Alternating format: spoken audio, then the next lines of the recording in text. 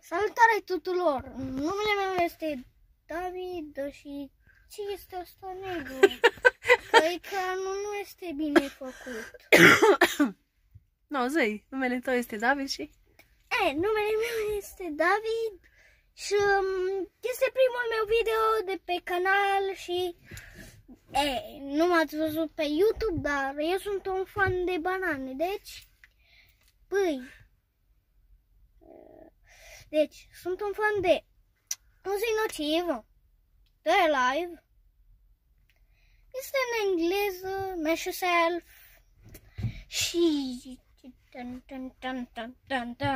eu nu știu, e Hot Pink, Max Infinity, Pisica mea,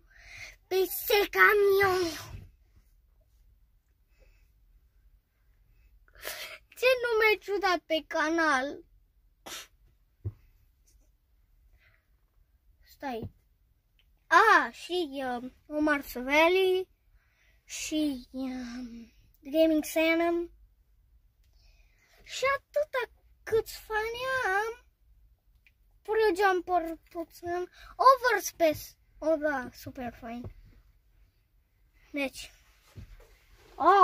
Cine? Anuma mea supremă. Câțiva screște, băba. Nu, e gata live-ul tău. Da, o să-i zic și eu acum. Deci, nu mâncăm. Pune un like, abonați-mă și apăsați ăla care face ding ding. O să zic în engleză că eu nu înțeleg nimic. Put a like, subscribe and ring that bell. Bye bye.